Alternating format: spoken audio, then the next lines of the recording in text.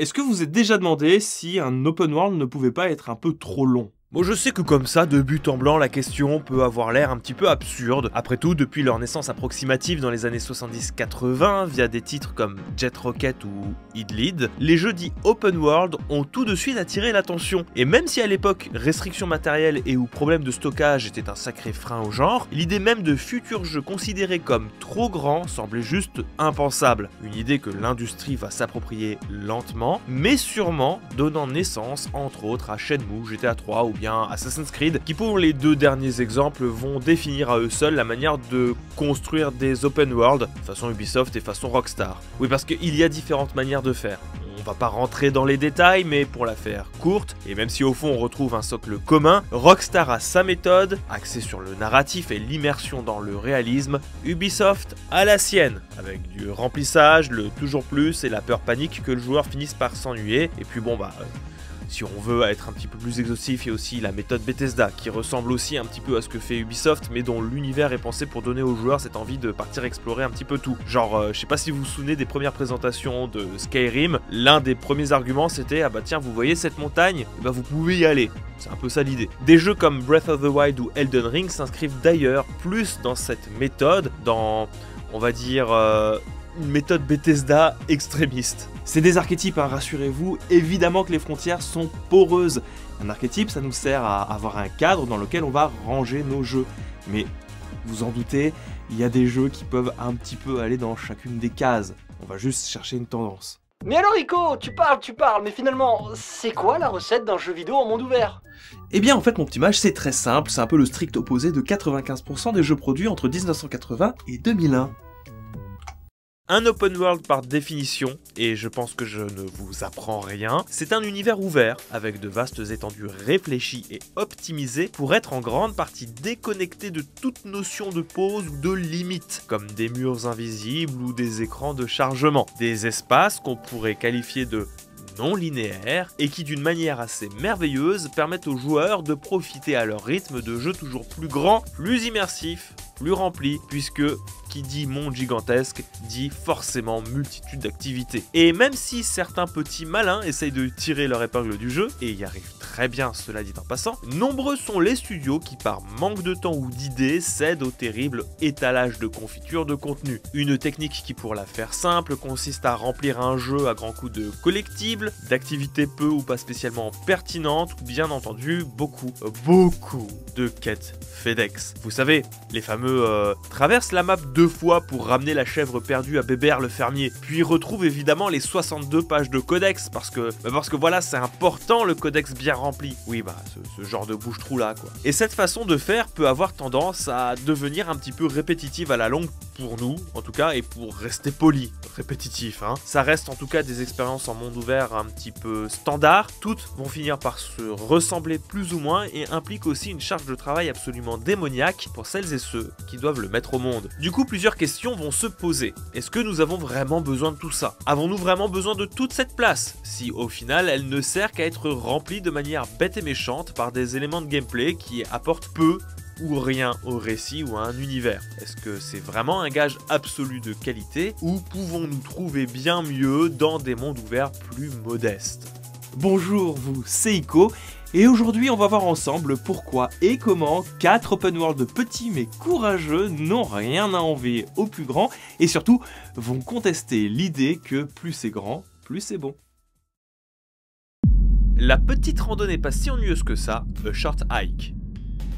Si je dis randonnée, normalement je pense qu'il y a une bonne partie d'entre vous qui va penser très longue marche, ampoule, déshydratation, piqûre de moustiques, peut-être même Nicolas Hulot ou Death Stranding, un cocktail approximatif qui, exposé comme ça, a de quoi en rendre perplexe plus d'un quand on leur propose de vivre cette expérience en jeu vidéo. Des a priori qui n'ont pas empêché notre jeune Canadien du jour, Adam Robinson New, de tout plaquer une seconde fois pour se lancer dans le randonnée game. À l'époque, le pari est plus que risqué. Au moment des faits, Adam est un petit peu dans la sauce. Ça fait des années qu'il a lâché son job d'ingénieur logiciel pour développer un jeu RPG en indépendant. Mais voilà, la fatigue prend le dessus et après des années à s'épuiser sur ce projet, Adam va s'offrir un cadeau de Noël. Un exutoire mental qui lui permettrait de souffler un petit peu tout en continuant de vivre sa passion, faire des jeux vidéo. Naîtra donc un tout petit projet, A Short Hike, ou mot pour mot une courte randonnée, un prototype qui, à la grande surprise de son créateur, va devenir viral sur internet après plusieurs tweets parlant du projet. L'engouement est tel qu'il va même réussir à réunir de l'argent via le programme Humble Original, un moment important, charnière dans l'histoire, puisque c'est aussi à ce moment précis qu'Adam va mettre de côté le jeu qui lui avait pourtant pris des années de sa vie, RPG Untitled Paper. Un choix certes difficile, qui lui permettra cependant de se focaliser sur A Short Hike, qui lui-même sortira le 5 avril 2019 pour les membres du Humble Monthly, et à peine quelques mois plus tard pour la Team PC et Switch. Dans ce jeu, on incarne Claire, une jeune fille oiseau anthropomorphe en pleine vacances aux côtés de sa tante sur l'île de Oak Peak, un coin paradisiaque mais visiblement en plein dans une zone blanche en termes de réseau. Un sérieux problème à l'ère du numérique qui va pousser Claire à explorer l'île et ses sentiers pour atteindre son sommet, histoire de pouvoir enfin checker ses notifications Instagram, voire même écouter le dernier podcast Singe Pourpre podcast. On sait jamais, très certainement que Claire est une fan de Singe Pourpre. Une trame simplissime, incitant sans trop forcer les joueurs à découvrir ce petit open world, ce mini open world, aux airs aussi mignons que relaxants et au penchant très Animal Crossing. Mais alors, pourquoi est-ce que Short Hike est aussi intéressant ? Pourquoi malgré sa petite taille, il arrive à maintenir notre attention ? Après tout, si on s'y penche un petit peu, en tout cas de loin et sans y jouer, on peut se dire que une map aussi petite, ça peut rapidement devenir ennuyeux. Et elle est là toute la subtilité. Dans A Short Hike, rien n'est laissé au hasard. La liberté qui nous est offerte n'est pas là juste pour être là, mais a bel et bien un objectif, une mission, celle de nous perdre dans une aventure capable de créer et de maintenir cette sensation d'euphorie et de satisfaction qu'on ressent lorsqu'on découvre, qu'on explore ou qu'on s'amuse. Je voulais capturer des instants spécifiques, comme ce moment de répit qui nous attend une fois au sommet, ou le fait d'observer le paysage sous une nouvelle perspective. Mais surtout, je voulais essayer de recréer ce sentiment de méditation paisible que l'on ressent en explorant le monde qui nous entoure. Chaque pas dans cette aventure est une récompense. Il n'y a pas d'icône, il n'y a pas de marqueur de quête et encore moins de map. À Oak Peak, il n'y a que quelques panneaux pour s'orienter sur des sentiers battus menant presque toujours vers un petit quelque chose, que ce soit des collectibles, des rencontres inattendues ou des petits mini-jeux auprès des habitants. Alors je vous rassure, il y a bien quelques obstacles dans certaines zones pour pimenter l'expérience, comme la récupération des plumes dorées qui vous permet d'escalader ou de planer plus longtemps pour atteindre des endroits jusqu'ici inaccessibles. C'est une vraie ode à l'exploration, ou à contrario, de bien d'autres open world, il est difficile de regretter le moindre détour. Et c'est bien ça qui est merveilleux avec A Short Hike, le fait de pouvoir explorer un monde ouvert sans ressentir cet affreux sentiment qu'on a fait tout ça pour rien, ou en tout cas qu'on a juste perdu notre temps. Pour vous dire, se perdre dans ce jeu, bah c'est cool, c'est vraiment cool. Si on est sensible, A Short Hike, c'est une expérience où on se sent confortablement installé. La musique est douce, l'univers transpire la bienveillance et la direction artistique volontairement pixelisée va en renvoyer plus d'un en enfance dans ce qui est l'une des plus belles utilisations de l'open world qu'on puisse faire, du moins en tout cas à cette échelle. Ici ce n'est pas un bonus, une tentative pour rallonger la durée de vie du jeu ou pour profiter d'un genre à la mode, mais bien la pièce centrale, son cœur de gameplay. Il n'y a pas de combat, pas d'expérience, pas de monde à sauver, mais juste vous, votre petit bâton, vos outils et l'exploration par cette courte randonnée d'environ 1h30. Cette short hike et tout ça franchement, c'est fichtrement beau. C'est le genre d'expérience qui vous donne une sensation de fin de vacances. Vous êtes rentré à la maison, vous êtes content d'être rentré, mais un peu triste que ce soit fini. Chérie, j'ai rétréci le jeu, Grounded. Est-ce que, par erreur évidemment, vous avez déjà rétréci des membres de votre famille ou vos amis? Si ça vous fait sourire et que vous êtes déjà dans les commentaires pour dire que c'est bon, vous avez la ref, il y a de grandes chances que vous ayez été bercé à grands coups de « Chérie, j'ai rétréci les gosses »,« Chérie, nous avons été rétrécis » ou même, allez, soyons fous, même si c'est un peu différent, Le Voyage de Gulliver. Des films, des séries, des livres qui, à leur façon, essayent de répondre à la question qui taraude l'être humain. Et en tout cas depuis bien longtemps maintenant. À quoi ressembleraient nos vies si nous étions minuscules? Ce scénario, on se l'est tous plus ou moins imaginé, qu'est-ce que ça ferait d'être rétréci dans sa chambre, dans son jardin, et c'est très exactement ce que s'est imaginé Grounded aussi. Développé par les petits gars beaucoup trop déter de chez Obsidian, Grounded a très vite attiré le regard du monde entier. Déjà parce que personne ne l'avait vu venir, après tout, pendant cette période le studio bossait déjà sur des jeux comme Outer World, mais surtout parce que au moment des premières versions, le projet ne comptait qu'une toute petite équipe de moins de 20 personnes avec à sa tête Adam Brenneck, entre autres connu pour avoir bossé sur KOTOR 2, oui, lui-même, Neverwinter Nights 2, ou même encore Pillars of Eternity, si ça parle à quelqu'un, parce que c'est peut-être des jeux un peu niche. Un sacré palmarès qui sent bon les GOTY en tout cas. Et même si officiellement le jeu n'est censé sortir qu'en 2022, son accès anticipé depuis juillet 2020 nous a permis de tenter l'expérience de ce survival / coop avec sa petite ganache d'histoire. Et c'est là que ça devient intéressant, et qu'il y a une petite douille dans la vidéo aussi, c'est que qui dit rapetissage dit forcément petite map, parce qu'on va jouer dans le jardin. C'est petit un jardin. Enfin, ça dépend des jardins.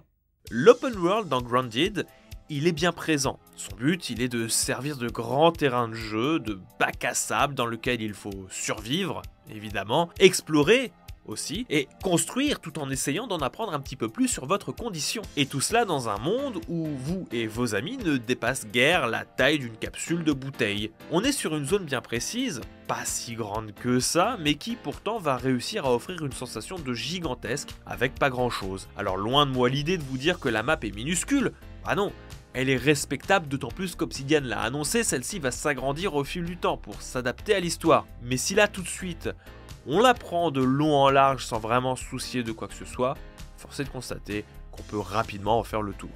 Et elle est là toute la subtilité, il est quasiment impossible de ne pas se soucier de quoi que ce soit dans Grounded. Il y a toujours quelque chose à faire, et même si on veut rester bien en tête sur un objectif et justement ne se soucier que du principal, il y a toujours quelque chose pour attirer notre attention.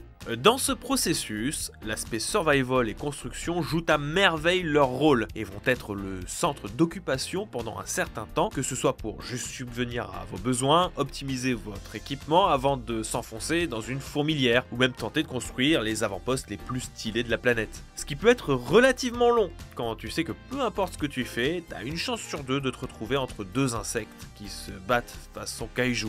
Ensuite vient s'ajouter à l'équation ce qu'Obsidian appelle la narration d'environnement, une notion censée transformer des éléments du décor pourtant tout simple en vrai objectif de gameplay. Une canette, des lunettes, une machine non identifiée ou même une banale brique de jus de fruits. Tous ces objets ainsi que bien d'autres sont disposés, réfléchis et adaptés de manière à attirer des joueurs maintenant bien intrigués sur le pourquoi du comment c'est arrivé à cet endroit précis. Depuis combien de temps est-ce que c'est là? Est-ce qu'un insecte se cache dedans? Ou en tout cas, est-ce que c'est exploitable? Et ça, à l'échelle de Grounded, c'est super important. C'est l'art et la manière de s'assurer qu'en dépit de la petitesse du monde que propose le jeu, nous serons malgré tout perpétuellement impliqués dans le jeu et son écosystème. Des éléments importants qui, grâce aux efforts du studio, à cette narration d'environnement et certainement à ce terreau culturel très années 80-90, ne peut que plonger dans un état d'émerveillement quiconque a déjà joué à Ant Sim, vu Fourmise, ou même encore une fois à Vue Chérie, j'ai rétréci les gosses, parce que c'est l'inspiration première. Une expérience miniature de ce qui semble sur le point de devenir un grand jeu. D'ailleurs, si vous êtes intéressé par l'aventure et que vous vous dites que bon bah voilà, la sortie officielle c'est dans relativement longtemps, sachez que c'est disponible en Early Access sur le Game Pass et qu'il y a régulièrement du contenu qui est ajouté, notamment récemment. C'est vraiment cool. Un quartier pour les gouverner tous, Kamurocho.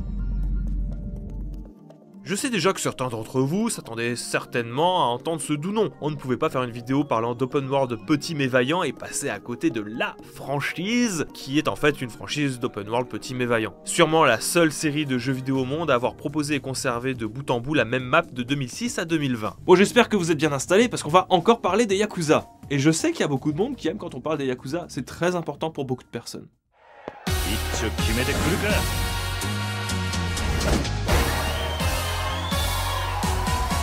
A l'époque née dans un contexte un petit peu obscur, la franchise Yakuza est ce qu'on pourrait appeler un miracle du jeu vidéo. Au début des années 2000, les jeux vidéo venus d'Occident gagnent inlassablement du terrain au point de menacer l'hégémonie japonaise, un risque qui à ce moment-là inquiète sérieusement Toshihiro Nagoshi, connu entre autres pour avoir travaillé sur Shenmue ou sur F-Zero GX. Cette inquiétude, elle va se muer en idée, produire un jeu parlant de la pègre japonaise destiné à des hommes japonais. Le but est donc très clair, si on ne peut pas vaincre à l'extérieur, autant tout faire pour gagner des points à domicile. Malgré plusieurs réticences de Sega, à l'époque s'exprimant sous forme de refus clair et net, le Project J sera finalement accepté avant de sortir fin 2005 sur PlayStation 2 sous le nom de Ryuga Kotoku, ou Yakuza si c'est plus le nom européen qui vous tique. Un jeu qui, contre toute attente, et alors que Nagoshi était persuadé qu'il était sur le point d'être viré, finira par dépasser allègrement les 400 000 copies écoulées. Un carton plein qui va sceller le destin de Ryuga Kotoku. L'action-aventure, basée sur les combats, finira même par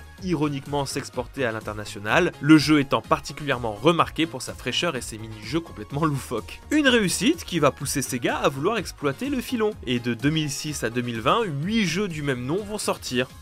Enfin, 8 jeux de la trame principale, parce que si on s'amuse à rajouter les spin-offs, les démos et les remakes, on oscille plutôt entre 12 et 17 jeux. Mais alors, pourquoi je vous raconte tout ça ? Bon déjà, parce que ça se trouve que c'est super important d'avoir du contexte, ça pose l'ambiance et en plus c'est essentiel pour vous aider à mieux comprendre pourquoi on va s'étaler de manière a cappella sur une dizaine de jeux d'un coup. Dans les Yakuza, à part dans le dernier, on incarne Kazuma Kiryu. Un Yakuza à la vie très mouvementée qui, à travers les années, va arrêter ses carabistouilles, les reprendre, les arrêter à nouveau et les reprendre, etc. etc. Bon, ok, j'avoue c'est un peu plus complexe que ça, mais pour la vidéo on va s'en contenter. Tout ce qu'il y a à retenir, en tout cas l'essentiel à retenir, c'est que ce sont de vraies pépites du jeu vidéo. Et presque tout est bon là-dedans. Le rythme, les combats, cette manière d'entrecouper l'aventure entre drama et rebondissements multiples, et cette quantité folle de quêtes secondaires à mourir de rire. Mais là où les jeux prennent une dimension toute particulière, et on vient enfin à ce pourquoi je vous en parle dans cette vidéo, parce que bon, pour moi c'est un des points les plus importants, c'est bien sûr les zones qui sont proposées aux joueurs. Ici pas d'immenses étendues ou de villes démesurées, mais des quartiers compacts, vivants, complètement connectés à l'histoire du jeu et à son époque. Dans le lot, on retrouve le plus courant dans la franchise, et surtout qui va principalement nous intéresser, Kamurocho, un quartier fictif créé pour l'occasion et totalement inspiré d'un quartier bien réel et assez chaud de Tokyo, plus précisément à Shinjuku, Kabukicho. Attends, t'es en train de me dire que tous les Yakuza sont bons à cause d'une seule map ? Alors non, j'ai pas dit ça du tout, par contre je pense que c'est important de souligner pourquoi. Ouais, soulignons pourquoi. Que ce soit pour des open world ou non, l'industrie du jeu vidéo fait souvent le choix de créer de toutes pièces différents univers au fil des opus. C'est souvent plus grand, plus rempli et justifié de manière assez simple, le déplacement de l'histoire d'un continent, d'une dimension ou d'une ville à un autre. Et dans les Yakuza, c'est une autre affaire. L'arc principal, la légende de Kazuma, elle est étroitement liée à Kamurocho. C'est un point central pour la pègre et au vu du public initialement visé, les hommes japonais, on peut difficilement faire mieux comme contexte que le quartier le plus chaud de ton pays. Là où cependant les Yakuza se démarquent d'énormément de jeux en milieu urbain, c'est bien sur les détails de Kamurocho, sur son ambiance et la manière dont elle va accompagner l'histoire des jeux pendant 31 ans et les joueurs et joueuses pendant plus de 15 ans, à tel point qu'on est presque tous capable de se repérer sans trop de problèmes dans le quartier, tant le studio l'a reproduit à merveille. Une chose à laquelle je fais attention, c'est le temps. Même sur une période d'un an, les temps changent. On cesse de voir certains types de personnes, les tendances changent aussi dans la mode, mais également dans le type d'affaires qui vont se présenter. Même les gangs sont très différents. Il est très important d'ajouter certaines réalités à ces aspects. Ça serait étrange d'ajouter des choses qui n'existent pas dans la vraie vie. C'est simple, prenez n'importe quel opus de Yakuza, comparez-les et vous aurez toujours un Kamurocho avec les mêmes courbes, les mêmes rues, la même densité, la même ambiance à un seul détail près. Le quartier évolue à un rythme identique et de la même manière que le Kabukicho de notre monde. C'est un chef-d'œuvre de détail qui suit complètement l'évolution logique du quartier et de tout ce qui gravite autour. Des boutiques vont ouvrir, d'autres vont fermer, des bâtiments seront construits ou en réparation. C'est simple, même si aucun opus est identique, le quartier reste le même et propose une expérience très similaire à ce qu'on pourrait ressentir en se baladant dans celui-ci. Ouais, alors je sais que ça peut sembler sorti de nulle part et pourtant je trouve que c'est très important parce qu'on n'en voit pas si souvent que ça en fait des environnements crédibles dans des open world. C'est même plutôt rare. Et elle est bien là la force des Yakuza, cette capacité à nous proposer des jeux ainsi que des intrigues dans cette bulle à l'atmosphère plus vraie que nature, étalée sur autant de temps dans un espace assez restreint. C'est tout sauf anodin, et quand on prend le temps, il est assez facile de sentir le travail d'observation et son influence sur les développeurs à travers les opus, comme l'apparition du cliché des otaku, l'agencement des bâtiments, cette sensation quasi étouffante et si réelle, ou même la ribambelle d'activités sur place. Ce qui prend tout de suite sens quand on sait que le studio était à moins d'1 heure de Kabukicho et que beaucoup des développeurs y allaient 2 à 3 fois par semaine pour discuter, pour boire, ou même pour aller dans des bars à hôtesse. Pour le travail, hein. Attention, pour le travail. Ils ont même pris le temps de faire essayer leur jeu à d'anciens Yakuza, histoire de pouvoir prendre conseil. J'espère que les Yakuza faisaient des activités aussi débiles que dans Yakuza. Laissez-moi, ne répondez pas à ce commentaire s'il vous plaît, laissez-moi dans ma rêverie. Une vraie quête d'authenticité qui, en plus de mettre les petits plats dans les grands, est réussie haut la main à l'échelle d'un quartier. C'est cohérent, il y a une identité et un univers comme on en a rarement vu dans l'histoire du jeu vidéo. Et rien que pour ça, ça vaut le coup d'en essayer au moins un. Esprit shonen et tirage de slibard, Bully Scholarship. Bon, à ce stade de la vidéo, on a déjà vu une simulation de randonnée, on a vu un jeu qui se passe dans votre jardin, et une licence qui sait y faire avec des petits open world. Ne manque plus que l'apothéose, Canis Canemedit. Si ce nom ne vous dit rien, pas de panique, c'est normal. Canis Canemedit, c'est le nom de la version européenne d'une légende du jeu vidéo développée par Rockstar et dont on a presque tous entendu parler au moins une fois. Bully, un nom qu'il récupérera d'ailleurs en 2008 lors de son portage, Bully Scholarship Edition. Ouais, bon, j'avoue, ça fait un peu bizarre de parler de Rockstar dans une vidéo dédiée aux petits open world.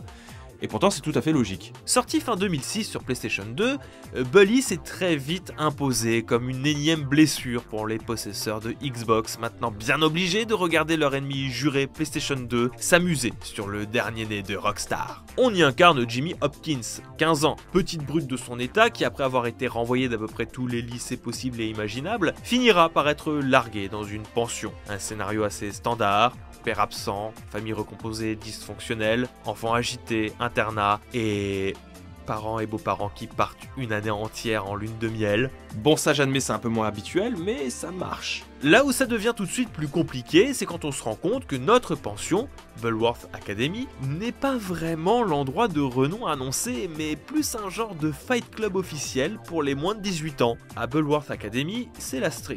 Les élèves se battent dans les couloirs, des bandes censées représenter un peu tous les clichés des groupes scolaires s'affrontent, les professeurs et les employés sont soit alcooliques, soit de gros dégueulasses, et à la moindre effraction, les pions t'attrapent à la gorge et te font un choke slam à la Undertaker en plein CDI. C'est pas une pension ça, c'est la ville d'Arkham. Une ambiance bien Batman, bien cassage de dos qui, comme si ça ne suffisait pas, va planter comme objectif de devenir le roi des pirates. Non, pardon, pas roi des pirates. Par contre, il faut prendre le contrôle de toutes les bandes de l'école pour arrêter le harcèlement scolaire, en les tabassant bien sèchement un par un. Un archétype rédemption de la petite brute qui, en plus de nous mettre face à un large spectre de choix moraux, nous demandera de s'accommoder d'un système de planning et d'horaire afin d'essayer d'être à l'heure en cours de chimie ou d'anglais, histoire de pouvoir débloquer compétences, items ou recettes d'armes à travers plein de petits mini-jeux. Un côté très chaotique qui, en plus de nous suivre pendant toute une année scolaire, apportant tout ce que ça implique, va vous permettre de soit jouer le jeu, soit sécher les cours pour aller prendre du bon temps dans la ville de Bullworth. Qui est plus petite que la moyenne, mais pas pour autant ennuyeuse. Petit boulot, boutique en tout genre, coiffeur, foire, attractions, jeux d'arcade, c'est un vrai bol d'air frais qui nous attend hors du campus. Des événements secondaires souvent en conflit avec notre planning d'élèves qui nous forcera malgré nous à faire des choix, quitte à rater quelques cours. Ce qui est un prix très faible à payer quand on sait qu'il existe des missions à base de combats de Père Noël ou de vol de petites culottes. C'est l'une des ambiances les plus dingues que j'ai pu voir dans ce genre de contexte. Et la moindre action proposée en jeu peut devenir une vraie scène de crime façon Bully. Alors certains vous diront qu'on peut tout à fait rester dans le campus et quand même s'amuser sans jamais aller en ville. Et ces personnes auront tout à fait raison, et c'est là la subtilité du jeu.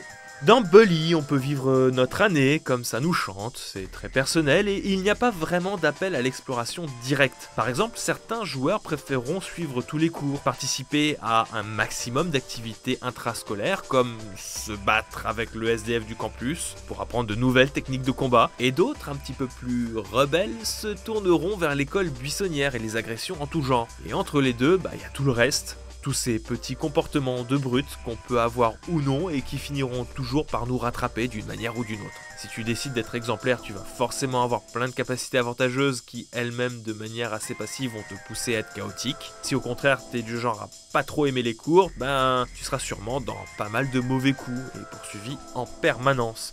C'est un genre de cercle vicieux du jeu vidéo, mais plutôt bien amené. C'est tout un système qui, en plus de nous permettre de nous focaliser sur le plus important, va être l'assurance que peu importe ce qu'on fait, ça finira toujours par mener le joueur vers une surenchère d'événements destructeurs. Je crois que c'est ce que je préfère dans Bully, l'aspect inéluctable de la chose. Ton année, elle a une fin, tu dois aller au bout du jeu et peu importe le chemin, aussi problématique soit-il, tu iras au bout.